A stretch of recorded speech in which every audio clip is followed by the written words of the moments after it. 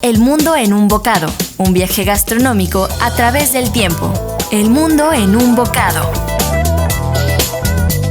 Hola, ¿qué tal, amigos? Soy Patricia Suárez, bienvenidos a El Mundo en un Bocado, transmitiendo para ustedes desde el 92.3 de FM, el 740 de AM y radioformulaqr.com. Además tenemos el teléfono en el estudio que es 193-0200. Ya saben que se vale de todo, se valen críticas, se valen correcciones, se vale que digan qué temas quieren ver y escuchar. En fin, estamos aquí para servirle y hoy pues con un tema muy interesante que va a ser la cocina de independencia, la cocina de las fiestas patrias, ya que en unos días pues vamos a festejar precisamente nuestras fiestas patrias, es decir, el inicio de la independencia de México, que pues se llevó a cabo el 16 de septiembre de 1810 y culminó en 1821, en cuanto Agustín de Iturbide y el último virrey de España, don Juan O'Donoghue, firman el Tratado de Córdoba. Nuestra celebración pues se compone de grandes mesas, de grandes platillos, de bebidas, de mucha música y además de muchísima alegría. Pero, ¿qué es lo que se comía? ¿Qué es lo que se comía y cuánto se comía en esa época de la independencia? Vamos al siguiente reportaje.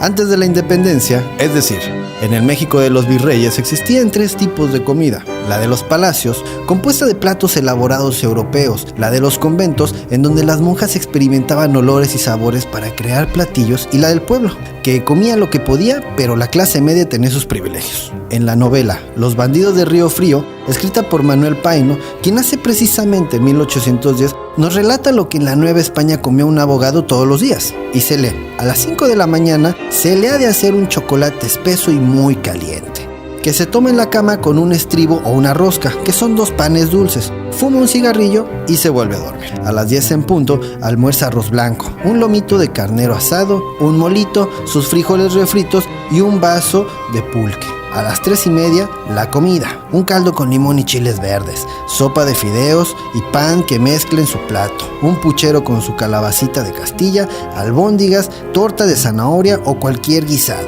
su fruta, su postre de leche y un vaso grande de agua destilada. A las 6 de la tarde se toma un chocolate. A las 11 de la noche se lleva su cena a la cama, fuma un cigarrillo, reza sus oraciones, se limpia los dientes con un palillo y duerme. En un reportaje de la revista Clio, nos narran 3 cosas que no podían faltar en las casas mexicanas de la clase media: el metate para moler los chiles y el nixtamal, porque las tortillas se hacían en casa; el molcajete para hacer las salsas; y las jarras para leche y el chocolate. Tan importante era el chocolate en esa época que, como dato curioso, les diré que cuando Miguel Hidalgo llegó a prisión, su captor, el comandante Nemesio Salcedo, le ofreció una taza de chocolate.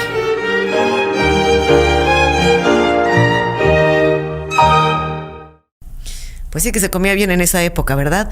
Bueno, pues, ¿qué creen? Que tenemos en la línea telefónica una entrevista con el gran chef mexicano Ricardo Muñoz Zurita, que es además un gran investigador de la gastronomía. Ha escrito pues más de 9 libros y además ayudó a documentar la gastronomía mexicana como patrimonio cultural inmaterial de la humanidad, que fue declarada en el 2010 por la UNESCO. ¿Qué tal, Ricardo Muñoz Zurita? ¿Cómo estás? No, pues también un gran gusto poder colaborar con esto de la información y siempre informar algo. Pues muchísimas gracias, Ricardo, y bueno, vamos al grano. En realidad a mí me llama mucho la atención qué es lo que se comía y cuáles eran las costumbres en ese siglo XIX. Bueno, mira, tendríamos que separarlo un tanto por las clases sociales, pero no bajo el concepto clasicista, ¿no? Ni racista, sino porque sí había como una vida de campo y una vida de ciudad. Pero hablemos de la vida de ciudad, que es tal vez la que más le interesa a la gente.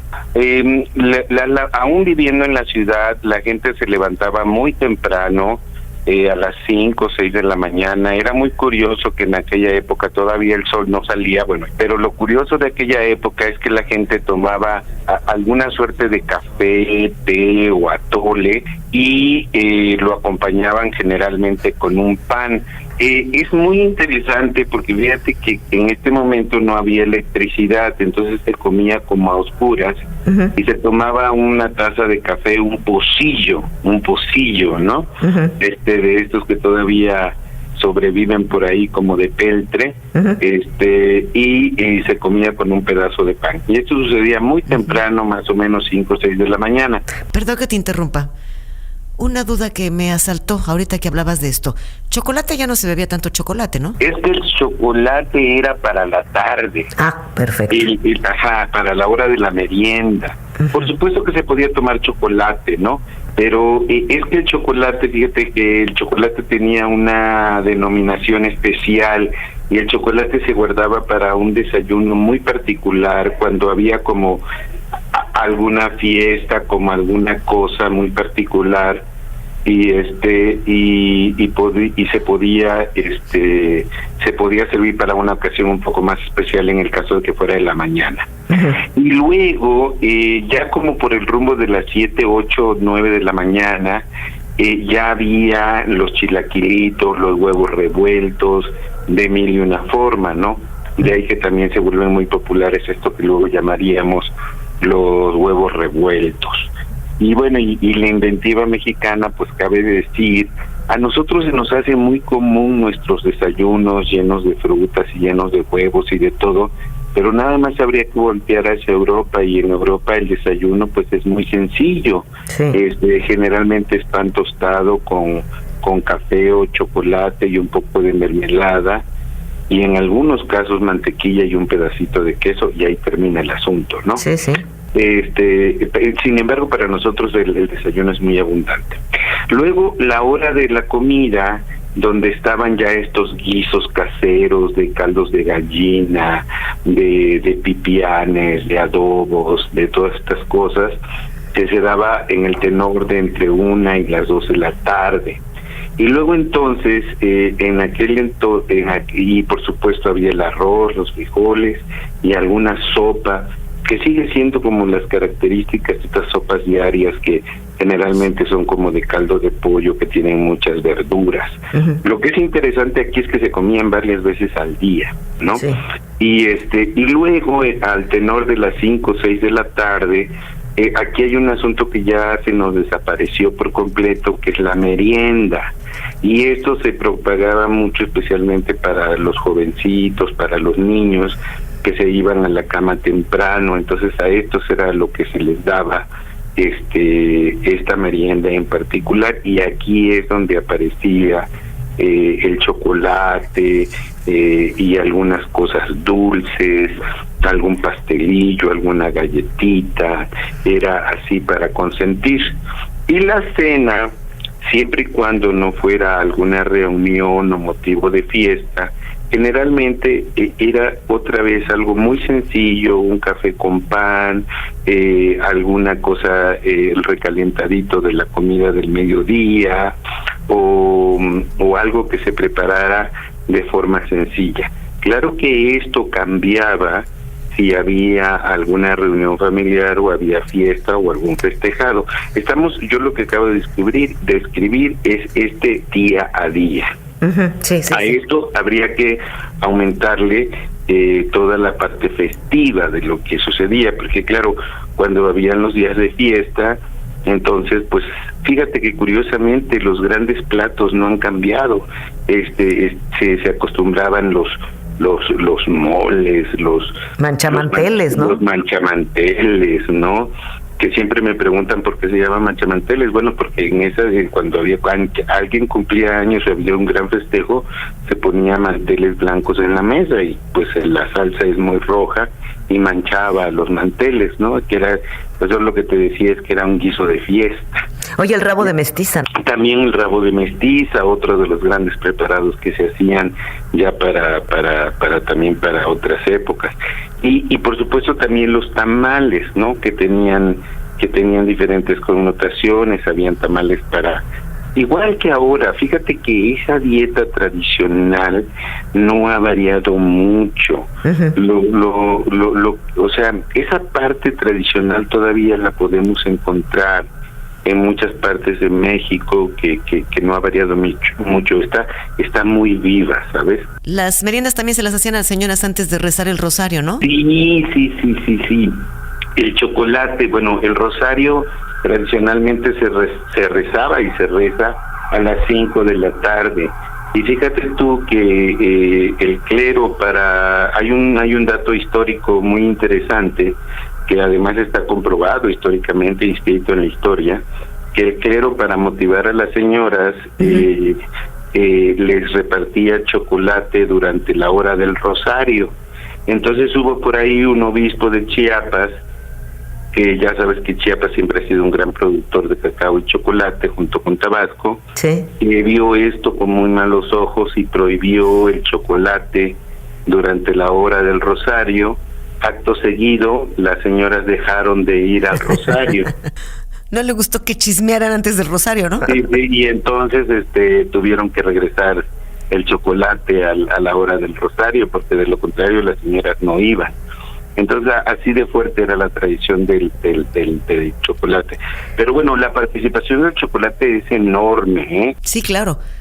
Eso yo creo que requiere un programa especial. Sí, claro, porque por ejemplo para los desayunos de bautizo se hacía el champurrado, ¿no? Sí. Entre otras cosas, y el chocolate atole allá en los valles centrales, y en fin, para el chocolate necesitaríamos, la utilización del chocolate necesitaríamos un programa completo. Sí, o más quizá, ¿verdad? Oye, Ricardo, dime una cosa. ¿Qué se acompaña, además, actualmente de los chiles en nogada que son tan tradicionales en estas fiestas? ¿Qué otro tipo de cosas podemos encontrar en las mesas mexicanas para festejar las fiestas patrias? Bueno, hay dos alimentos que a mí me consta que son parte de este festejo. Por un lado, los chiles en nogada pues son como las fiestas un poco más opulentas, pero me consta, porque he estado presente, que el pozole es lo que se sirve para celebrar las fiestas de la independencia. Y a mí me tocó conocer hace unos 30 años, cuando yo vine a la Ciudad de México, familias enteras que se sentaban a la mesa como si fuera Navidad o Año Nuevo a celebrar el 15 de septiembre, a comer el pozole. Y fíjate que lo que a mí me llamaba mucho la atención, eso me sorprendió mucho, porque yo venía del sur, donde no celebrábamos esto, y estas familias del norte de la ciudad se sentaban a la mesa y era todo un ritual muy similar a un 24 de diciembre o a un Año Nuevo, para celebrar las fiestas de independencia. Y luego la otra, cuando se hace como una verbena popular, porque se llega a hacer incluso hasta un festejo, pues son los tamales, ¿no? Los tamales de mole, que nunca faltan. Esas son dos cosas que están súper marcadas en las mesas de la fiesta de la independencia también. Y bueno, y ya cuando se hacen tipo kermés, cuando es más gente, pues ya encontramos que tostadas, pambazos. Sí, claro, bueno, la gula mexicana no tiene fin. La gula mexicana, sí, me encantó. Sí, no tiene fin. Después ya, imagínate tú lo que es la gula combinada con la imaginativa, pues no hay forma, ¿no? Entonces, pues se llena toda una mesa de comida y de cosas, ¿no? Pero estos tres alimentos que yo te he contado, por un lado los chiles en nogada, que es como una cosa muy formal, también con mucha formalidad el pozole blanco, y también, pero ya a un nivel más masivo, cuando se reúnen como en un patio, como muchos vecinos y etcétera, los tamales. Muy bien. Pues Ricardo, muchísimas gracias. Es Ricardo Muñoz Zurita. Gracias por estas crónicas y pláticas de qué era lo que pasaba en esta época y antes, ¿no? Incluso de la independencia, algo que es tan importante para nuestro país. Pues sí, muchas gracias y seguimos en contacto. Claro que sí, gracias. Vamos a un corte y regresamos con más en El Mundo en un Bocado. Continúa escuchando El Mundo en un Bocado. Ya estamos de nuevo de regreso con ustedes en El Mundo en un Bocado, transmitiendo por el 92.3 de FM, el 740 de AM, por radioformulaqr.com, y nuestro teléfono en el estudio es 193-0200. En esta ocasión hablando de comida de independencia y comida para festejar las fiestas patrias. Y bueno, uno de los platillos que se tocó, ya ustedes estuvieron viendo y escuchando la entrevista con Ricardo Muñoz Zurita, fue los chiles en nogada, porque desde luego los chiles en nogada es un platillo que no puede faltar en estas fechas. Vamos al siguiente reportaje.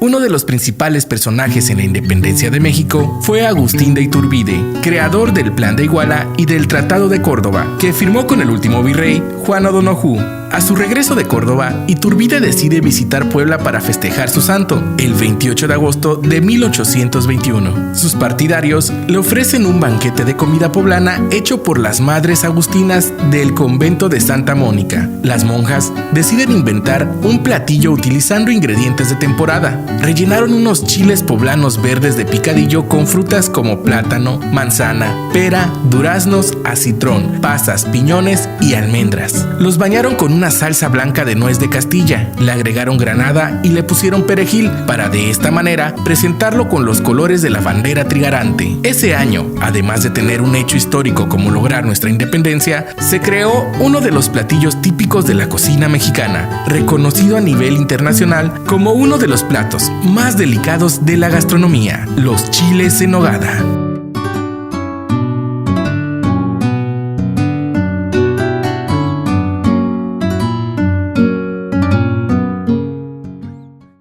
Bueno, y me da muchísimo gusto tener aquí con nosotros en El Mundo en un Bocado a Rocío Álvarez. Pues ya la gente que vive en Cancún hace mucho tiempo, claro que la conoce porque ella vivió hace muchísimo tiempo en Cancún y muchos años, ¿verdad?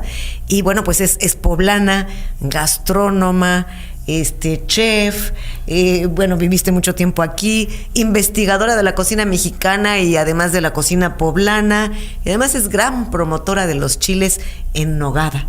Rocío Álvarez, bienvenida y gracias por estar con nosotros en El Mundo en un Gracias Bocado. a ustedes por la invitación. ¿Cuánto tiempo viviste aquí, Rocío? 30 años. ¿Y haciendo chiles cuánto tiempo llevas? Llevamos 44. 44 años. Este año es el año 44. Wow, de chiles. ¿Cómo surge esto, Al llegar acá habíamos muy poca gente y entonces todo el mundo empezó a decir: tú eres de Guadalajara, tú eres de no sé dónde, tráenos tus platillos, muéstranos tus costumbres. Y a mí me dicen: oye, tú eres de Puebla. Yo la verdad tenía 11 años de vivir fuera de Puebla y me creía ciudadana del mundo. Yo misma no sabía que era poblana, de verdad se me había olvidado. Entonces, pues ya empecé a traer mole y camotes y no sé qué. Pues llegó el momento en que no me pude zafar de los chiles en nogada, que había que traer todo absolutamente de allá, todo. Imagínate, estoy hablando de 1975. Sí, claro, no había ni casi chiles. nada. Bueno, entonces comencé a hacerlos pues para los amigos, pero claro, al año siguiente aumentaban. Llegó un momento en el que íbamos a hacer 40 y todo el mundo decía: pues cóbralos. No, voy a invitar amigos a los chiles en nogada a cobrarles. Entonces hicimos, como teníamos también una galería de arte, mandamos a Marcela Lobo, uh-huh, a Uriarte, a la Casa Uriarte de Talavera, una de las más antiguas de Puebla, para que desarrollara una vajilla y había que presentarla. Entonces venía el 16 de septiembre, bueno, venían estas fechas, no me acuerdo la fecha, la verdad, pero sí era en estos días. Entonces decidimos hacerla cobrando a beneficio de Cruz Roja. Uh-huh. Y presentamos la vajilla y vendimos un montón de delantales y tonteras que no faltó quien nos regalara. Nos fue muy bien y la Cruz Roja pues tuvo un buen ingreso y a partir de ahí y durante 24 años fueron para Cruz Roja. Ah, muy bien. Y bueno, ya platicaremos un poquito más adelante qué es lo que está haciendo ahorita y a beneficio de quién y demás, porque Rocío sigue, a pesar de que ya se fue, ya no está viviendo en Cancún, cada año viene a hacer sus chiles en nogada. Ahorita platicaremos de eso, pero primero vamos a lo de los chiles en nogada, que por cierto me estabas diciendo que no es que sean realmente las fiestas patrias, se tomaron ya como de festejo de las fiestas patrias, pero en realidad... Se tomaron en Cancún como fiestas patrias. En Puebla para nada se usan como platillo de de Fiestas Patrias, no lo verás. Ajá. En Puebla y toda esa zona se empiezan a hacer en julio, agosto, más bien después de la segunda quincena de agosto, se hacen alrededor del 28 de agosto y claro, se extienden un poquito a septiembre, pero no, que yo sepa, puedo estar en un error, pero que yo sepa, no servimos chiles en nogada el 15 de septiembre en Puebla. Y esto coincide por Agustín de Iturbide, que después de firmar el Tratado de Córdoba pasa por Puebla, que era y día de su entonces las cumpleaños o de su autoridades santo. le encargan a las monjas que por favor hagan la comida para homenajear a este señor que casualmente era su santo y que había su gran aportación, aparte de que le tocó la firma del Tratado de Córdoba, era la bandera trigarante, que en ese momento no era en el orden, bueno, ni en el orden ni como es ahora la bandera, sino era inclinadas, verde, blanco y rojo. Entonces las monjas hacen un platillo maravilloso que tiene ya tradición antes de ellas, había antecedentes, no tradición. Ellas lo arman y lo cubren con la salsa blanca, le ponen de adorno la granada roja y el perejil verde, entonces queda el homenaje a la bandera trigarante, claro, que se llamaba entonces, y lo sirven. Don Agustín de Iturbide le encantó. Le habían hecho muchos platillos, pero quiso únicamente comer chiles de nogada. Parece ser que repitió y bueno, se cuentan, hay muchas anécdotas.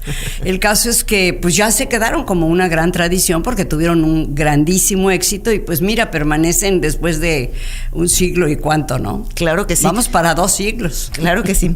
A ver, hay muchas interpretaciones del chile en nogada y hay varias dudas. La primera que a mí me asalta es, ¿cómo se come, frío o caliente? Es un plato difícil de servir porque es un plato tibio. Dentro de la cocina, sobre todo la francesa, se considera muy difícil lograr la temperatura de un plato tibio, porque no es frío y tampoco es caliente. En el chile en nogada es muy fácil porque calientas el chile y sirves la nogada fría y en lo que lo adornas y lo llevas a la mesa, llega justo en el término tibio.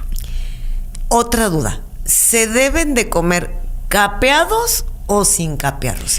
Mira, una investigadora de la UAP, de la Benemérita Universidad Autónoma de Puebla, desafortunadamente no me voy a acordar ahorita del nombre, encontró solo a partir de 1940, o sea, 120 años después de que se inventaron, la primera receta que viene sin capear. O sea, los chiles en nogada tradicionales son capeados. Ahora, si no lo quieres capeados o los quieres... Nosotros ahora aquí en Cancún los servimos hasta veganos. Hasta veganos. Hasta veganos. Ahorita vamos a hablar de eso. Te voy a interrumpir porque vamos a mandar ahora al tip de etiqueta y costumbres y regresamos.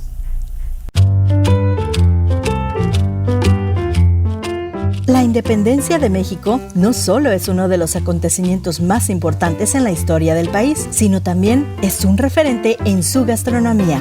Hoy veremos 5 costumbres en la época de independencia. Número 1. Con los europeos llegaron nuevas reglas de etiqueta y protocolo, descritos en libros como El cortesano, De la urbanidad en las maneras de los niños y El galateo español. Número 2. Las influencias culinarias fueron de ida y vuelta y México aportó al mundo el chocolate. Desde el indígena hasta el español degustaban de este oscuro elixir. Número 3. En el siglo XIX, Manuel Paino, en Los bandidos de Río Frío, describe las rutinas alimentarias de la nobleza y señala que los presos independentistas comían por las mañanas chocolate con pan, sopa de arroz al mediodía y como cena, temole, es decir, asado de carnero y frijoles. Número 4. En la actualidad, hay platillos emblemáticos de esta fecha, como el pozole, que viene del náhuatl pozoli y que en su origen, su consumo era ceremonial y exclusivo para la nobleza. Número 5. Con los colores patrios, los chiles en nogada son imperdibles. El protocolo indica servir los chiles tibios y la nogada al tiempo. Así que ya sabes, de la mezcla de contrastes de universos culinarios nace la gastronomía tradicional mexicana, hoy patrimonio inmaterial de la humanidad.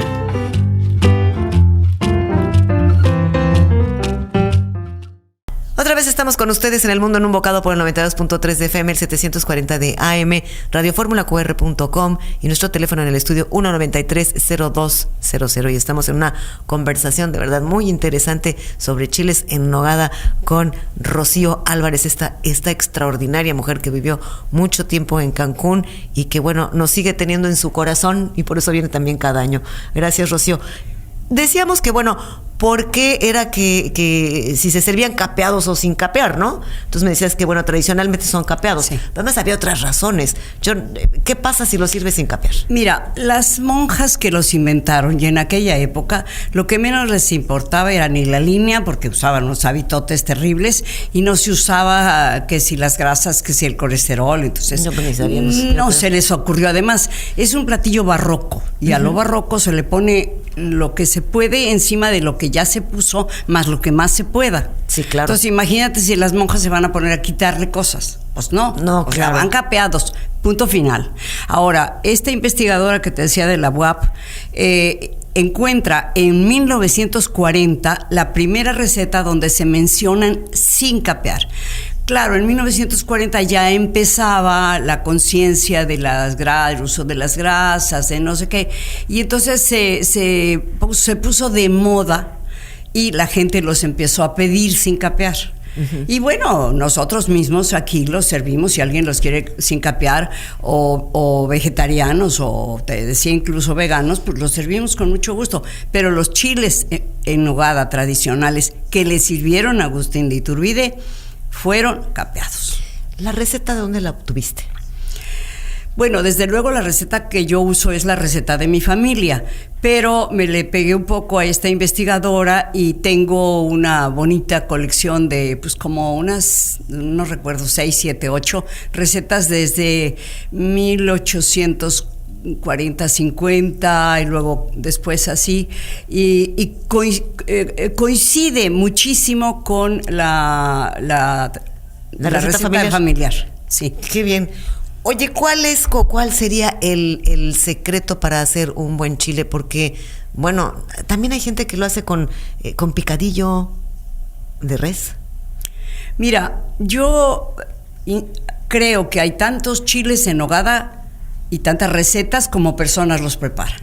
Les ponen piñones, por ejemplo, yo no les pongo porque a mi juicio, y en mi familia no se usaba, pero además a mi juicio no le aportan nada, ni sabor, ni vista, ni nada. Entonces se pierden ahí unos piñoncitos que no vienen al caso. Luego, te voy a decir lo que decía obviamente mi abuelita, pero a mí me lo dijo más bien mi mamá 1000 veces.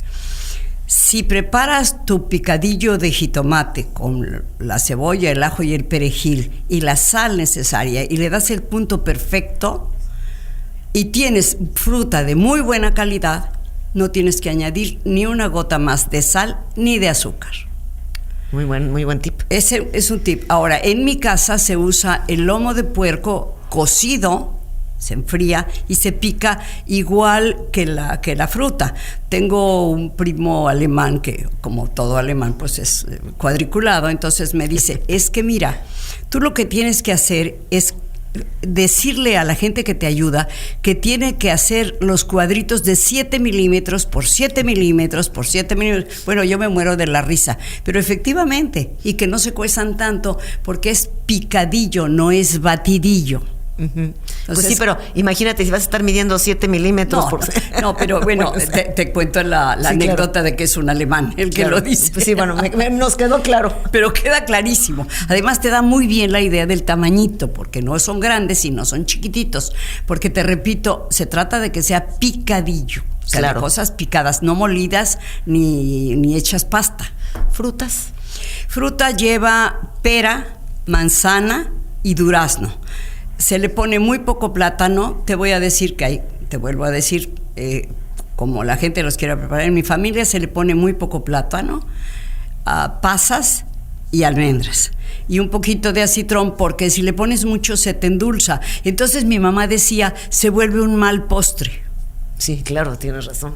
Tenía toda la razón tu mamá. Y la nogada, nosotros, por decirlo mal y pronto, para una licuadora le ponemos una cucharada copeteada, cucharada nada más, de azúcar. Precisamente para no volverlo un mal postre. A eso iba yo. una buena nogada, eso también es muy importante. Además del relleno, una buena nogada. Sí. ¿Cómo es una buena nogada? Una ¿Cómo buena saber nogada, que estamos probando una buena nogada? Una buena nogada tiene que tener el 98% de nuez. Es muy cara porque hay que limpiarla de todas sus cáscaras y o la haces tú y te tardas un siglo o la compras y te resulta muy cara. Pero que tenga todo es nuez, que no le pongan almendras ni leche blistré y tonteras de esas, ni crema. Almendra, un poco de queso de cabra que tiene un toque salado. El queso de cabra poblano es saladito. Y una cucharada de azúcar. Hay quien le pone jerez, muy buen jerez. Nosotros, como nos damos el lujo de hacerlo con purititita nuez, no queremos meterle el jerez porque le taparía una nadita, pero sí le taparía el sabor de la nuez. Lo disfraza tantito. Entonces preferimos que la gente de verdad saboree la nuez. Claro. Pura y clara. Ahora, dime una cosa, el vegetariano, el chile, porque es que también hacen chiles vegetarianos y veganos. El chile vegetariano me imagino que es quitándole la carne de puerco y nada más pones la fruta. Sí, nosotros hacemos la base es una salsa de jitomate que se sazona con ajo, cebolla y perejil. Entonces a esa se le añade la fruta picada y el acitrón, las almendras, las pasas. Cuando está rica y sin que se cueza mucho para que esté picado, que no se haga batidillo, entonces apartamos una poca para los vegetarianos. Ajá. Y a la demás le ponemos el lomo de puerco. Ahora, hay quien los quiere capeados y quien los quiere sin capear, vegetarianos y no vegetarianos. Claro, claro. Entonces, nosotros tenemos... capeamos la mayoría, por decirte el 90%. Y después pues tenemos ahí sin capear por si alguien los pide sin capear. Y dime una cosa, luce igual, porque yo me imagino que sin capear, o sea, yo siento que el capeado como que le da una forma especial al chile, ¿no? Y además a la hora de le hace echarle colchón, la nogada, claro. Le hace un colchoncito, entonces la nogada como que se sube. Sí, sí. En cambio, si no está capeado, la nogada se resbala. Si está bien hecha, no se resbala tanto, pero sí se va, no queda esponjosita. ¿Qué pasa con los veganos? Mira, los veganos los hacemos vegetarianos, tal cual, sin capear, obviamente, y la nogada la hacemos con leche de almendra y en lugar de ponerle queso, le ponemos un puñito, ya voy a dar los secretos, con mucho gusto además. Pero es que sabemos que tú no eres envidiosa. No, para nada. Un puñito de amaranto y un toquecito de sal. Para que el amaranto sustituya al queso, pero como el queso es saladito, le ponemos un toque de sal. Y la azúcar, pues la ponemos hay ahora muchísimas, ¿no? De baja en calorías, de stevia, claro. Lo que se les antoje, no le ponemos azúcar refinada, claro. Y dime una cosa, la leche de almendras no modifica el sabor con la nuez. No, va muy bien. Hace 2 días cuando empezamos servimos como 8 veganos y bueno, nos alabaron muchísimo y un amigo de acá dijo, es que están mejor que los tradicionales. Bueno, yo me río, lo mejor es un gusto, ¿no? Y los gustos por eso se llaman gustos, pero yo los prefiero tradicionales. Claro. ¿Es complicado hacer un chile en nogada, Rocío? Mira, es muy sencillo, pero tiene muchísimo trabajo. Hay 3 apartados, 3 capítulos. El primero sería pelar las nueces. La nuez obviamente ya la compras sacada de la cáscara verde, pero le tienes que tronar la cascarita sin que se te rompa la nuez, porque si no te da un trabajo enorme pelarla. Y entonces a las 2 mitades les quitas el pellejito y las pones en leche. Bueno, primer capítulo. Sí. Segundo capítulo, los chiles los tienes que quitarles el pellejito. Yo no los hago tostados, la gente generalmente, el 90% de la gente los tuesta y los limpia. Yo los frío y los guardo igual o en agua o en plástico y entonces les sale la piel como un calcetín. No es tan, y además no se te llena la cocina de cosas, de carboncito ni nada. Y después los tienes que abrir con mucho cuidado para no romperlos, los tienes que desvenar y quitarles las semillas. Yo, por ejemplo, un tip que a mí me parece muy bueno, es que con servilletas de papel de cocina, los limpies en lugar de ponerlos en el chorro de agua. Entonces los haces en seco. Ajá. Y cuando los capeas no tienes tanta bronca. Eso está muy bueno, muy bien. Te voy a interrumpir, vamos a ir ahora a la opinión del chef Federico López. Adelante, Fede. Hola, yo soy Federico López y estamos llegando a mi mes favorito. Sí, el mes de septiembre, porque en esta época realmente vamos a disfrutar todos los verdaderos antojitos de la cocina mexicana. ¿A quién no le gusta un buen pozole, unos buenos tlacoyos, unos buenos tacos, unos tamales? Pero por supuesto también ese mundo dulce como los buñuelos, el café de olla, el champurrado o todas estas golosinas de dulces mexicanos. El significado del chile en nogada realmente es el gran plato de septiembre, pero también tenemos los antojitos, tenemos todos estos platos de la calle, platos que de alguna manera están con nosotros todos los días. Pero en el mes de septiembre realmente es cuando más se vuelven mucho más icónicos. Yo los invito a que coman en los mercados, a que coman todos estos antojitos que encontramos en los puestos de la calle, en los puestos del día y que sobre todo representan nuestra cocina mexicana. Hoy en día la cocina callejera está de moda y en el mes de septiembre la vamos a honrar. Yo soy Federico López y esta es la opinión del chef y ¡viva México! Seguimos en El Mundo en un Bocado con la entrevista de Rocío Álvarez sobre esta comida maravillosa, sobre todo los chiles en nogada, pero también mezclando un poco lo que fue la comida de independencia y lo que se come actualmente en estas fiestas. Pero vamos ahora precisamente con nuestro sommelier, Ariel Morales, a ver qué nos habla de algunas bebidas seguramente muy mexicanas. Adelante, Ariel.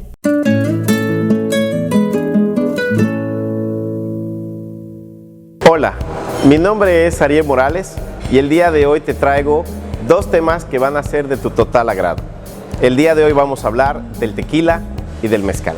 Cuando nosotros hablamos del tequila, tenemos que profundizar e irnos a un solo estado de la República que cuenta con la denominación de origen, que es Tequila, Jalisco. En Tequila, Jalisco tú vas a encontrar diferentes y varios tipos de tequilas, obviamente cada uno con su propia marca y su propia representación del suelo y del clima, según la bodega. Te recuerdo que el tequila tiene tres diferentes tipos de clasificación: blanco, reposado y añejo, cada uno representando a la marca y a la bodega que representa.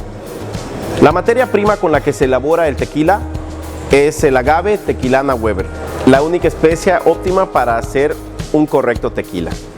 Ahora hablaremos del mezcal.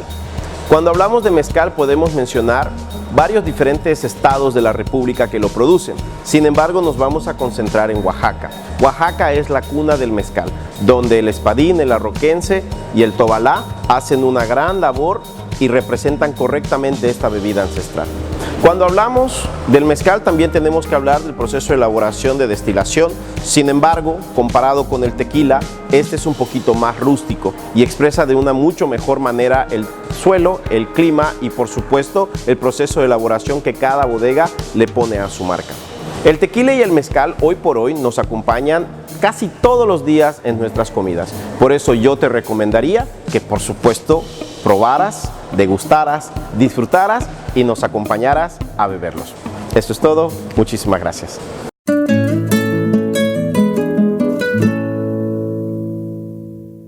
Rocío Álvarez, pues estábamos hablando de los pasos que hay que hacer y si era complicado o no. Ya dimos el primero, ya nos diste el primero y el segundo paso. El tercero sería ya nada más la picada de todo lo que lleva el relleno. No es, vuelvo a decir, nada es complicado, todo es muy laborioso. Y terminas los chiles. Con la capeada, que bueno, no lo tomo como un cuarto capítulo, pero podría ser un cuarto capítulo. Claro, porque también es que sí es muy laborioso el platillo, ¿eh? Pues sí. Pero no es complicado ni es difícil de hacer, solamente es muy laborioso. Tardas bastante, sí, ¿no? Imagínate. Bueno, en esta ocasión, Rocío, has estado en otros años, ofreciendo estos chiles en nogada con la Dolce Vita, con el restaurante La Dolce Vita, y son los chiles que ya se conocen en Cancún, los chiles con causa, ¿no? Los chiles en nogada con causa, para diferentes asociaciones, organizaciones. En esta ocasión y tengo que darte las gracias porque además, y igual a Juan José Casal de la Dolce Vita, porque en esta ocasión una de las beneficiarias ha sido la Fundación Mishuma para niños quemados. Muchísimas gracias, Rocío. ¿Quiénes más son beneficiarios? En este año, además, es el Grupo Desafío que lucha contra el cáncer y el Cuerpo de Bomberos de aquí de Quintana Roo. Entonces, para mí es una enorme satisfacción que un chile en nogada, aunque sea un platillo maravilloso, pues no deja de ser un platillo. Y sin embargo, ustedes, al darle ese sentido de usarlo para beneficio de muchísima gente, le dan una trascendencia enorme a mi trabajo y me hace tener muy presente una frase de Teilhard de Chardin que dice así, textual: lo que me apasiona en la vida es poder colaborar en algo más duradero que yo. Ah, qué hermoso, no, caray. Muchísimas gracias. Además, están riquísimos, de verdad, tienen que irlos a probar porque están buenísimos, Rocío. Están extraordinarios. Han gustado mucho, como siempre. Qué Tenemos bueno. 44 años de hacerlos. Primero para los amigos, después cuando empezaron a pedir que se cobraran para que pudiera ir mucha gente, encontramos la fórmula y 24 años fueron para Cruz Roja. Y después han seguido siendo para diferentes beneficiarios. No, maravilloso, de verdad, muchísimas gracias. En nombre de los tres organismos. Y sí, de verdad vale la pena, vayan, hablen, adquieran sus boletos, ¿verdad? Porque sí vale mucho la pena y están ayudando. Están comiendo un platillo de verdad de chuparse los dedos y además ya dijo que puede ser capeados, sin capear, vegetarianos y veganos, o sea, para todos los gustos, así que pues no se los pierdan, de verdad, están para chuparse los dedos de verdad. Gracias, Rocío, no, hombre, de verdad, Rocío, ¿qué más? ¿Qué se come en Puebla en esta temporada?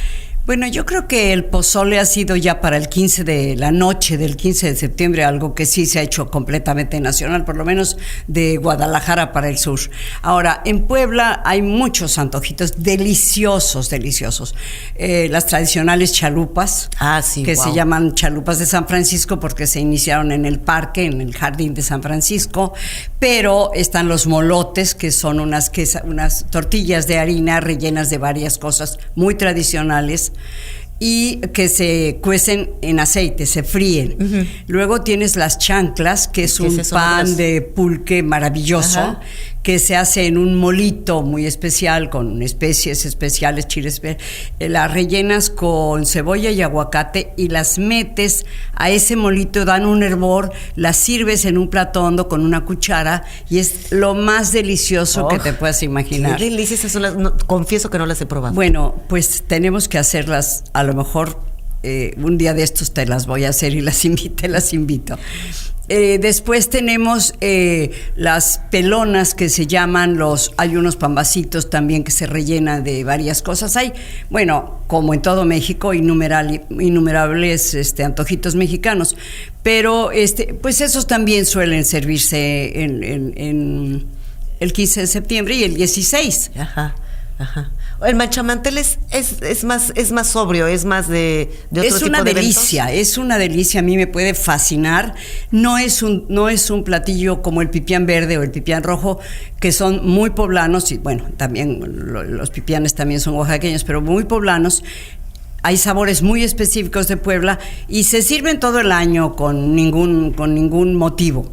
No es un platillo tradicional en Puebla de las fiestas patrias, aunque claro que los poblanos al planear la comida, sobre todo el 16 de septiembre, pues la verdad es que en cada casa, por ejemplo en mi casa se hace pipián verde porque a mi hija le puede enloquecer, con amigos. El 15 de septiembre las chanclas no pueden faltar porque es como si no hubiera fiestas patrias. Ajá. Y bueno, cada quien. Ahora, por ejemplo, el mole también, pues obviamente se usa, lo sirves con arroz, frijolitos, en fin. Y bueno, postres, ¿qué te puedo decir de postres? Ahorita vamos a ese capítulo para cerrar, ¿cómo ves? Para concluir, vamos primero al panorama gastronómico y regresamos. Buenas tardes, este es el panorama gastronómico de esta semana. La mexicanidad es ya patrimonio de la humanidad. En el 2006 se reconoció al tequila como Patrimonio Mundial de la UNESCO. Después, para 2010, la cocina tradicional mexicana entró a la categoría de Patrimonio Cultural Inmaterial.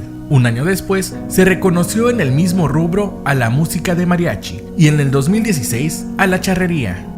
En esta temporada de conmemoraciones patrias es de destacar los múltiples récords Guinness que la comida mexicana ha impuesto a nivel mundial. Ellos dan los certificados a las personas u organizaciones que han roto récords, un mérito que vale la pena presumir. En México, contamos con los registros de la tortilla y el taco más grandes del mundo, pero también de la torta ahogada, el tamal, de las porciones de cochinita pibil, del pulpo, el cóctel de camarones, la carne asada, la torta, la ensalada César, el vaso de jugo de naranja y la taza de chocolate. No cabe duda que estos récords Guinness hacen una buena representación de la tradición culinaria que hay en el país. Continúa hasta el 21 de septiembre el Festival Gastronómico Guacamanía en los hoteles de la cadena Velas, en Los Cabos, Puerto Vallarta, Riviera Nayarit y Riviera Maya. No hay quien se resista a este exquisito fruto mexicano, por fuera de color negro intenso, por dentro verde brillante, suave y sedoso, que provoca probarlo. Este original festival, que tiene como protagonista al aguacate, está diseñado a partir de 4 experiencias. Savor, con menús especiales y cocina interactiva. Soul and Spirit, con tratamientos y masajes de spa. Mixology, a través de una amplia variedad de cócteles y dinámicos talleres en atelier. Y para continuar con el panorama gastronómico patrio, prepárate, porque la celebración se extiende hasta octubre, con la tradicional Feria Nacional del Mole, que se llevará a cabo durante todo el mes en San Pedro Atocpan, uno de los barrios mágicos en el sur de la Ciudad de México, desde donde se produce el 60% del mole nacional. Además de los cocineros locales, asisten productores y expositores de Puebla, Oaxaca, Estado de México, Guerrero y Michoacán. Y como buen complemento, habrá actividades artísticas y culturales, jaripeo, expo de artesanías y juegos mecánicos, toda una experiencia culinaria y cultural. Hasta aquí, con el panorama donde se vislumbran grandes oportunidades para el disfrute de la gastronomía nacional.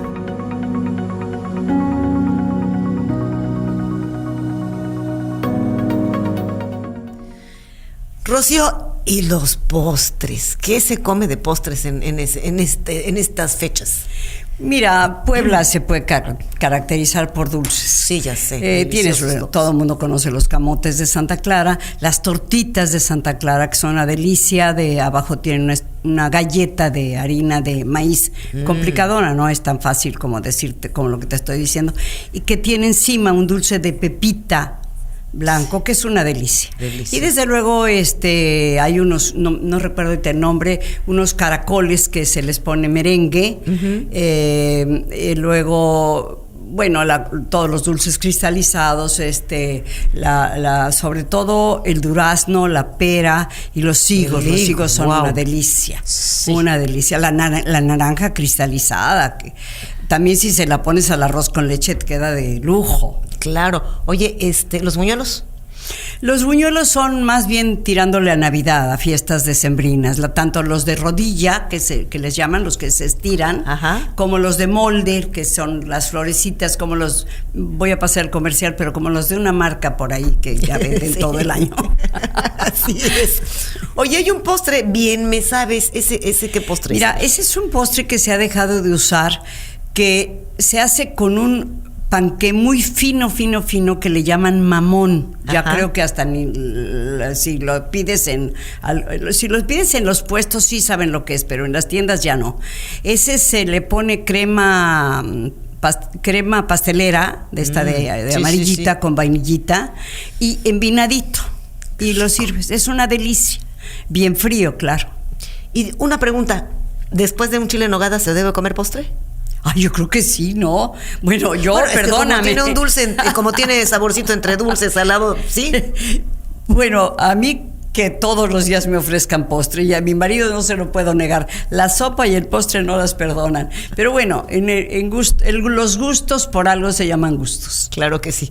Rocío Álvarez, pues caray, muchísimas gracias de verdad por habernos acompañado y platicarnos sobre todo esto de Puebla, lo que se come en estas fiestas, y además darnos tus secretos de los chiles en nogada. Apúntenlo, conste, ahí estuvieron todos los secretitos. Sí, no me quedo con nada. Y gracias una vez más por ayudarnos y por ayudarnos a las instituciones estas tan lindas, sí, claro que sí, al contrario, fondos. Yo se los agradezco porque les repito, son las que le dan trascendencia a mi pequeña colaboración. Recuerden que los esperamos el próximo sábado en punto de las 12 del día por el 92.3 de FM, el 740 de AM y por radioformulaqr.com. Los vamos a invitar a comernos el mundo en un bocado. El mundo en un bocado, un viaje gastronómico a través del tiempo. El mundo en un bocado.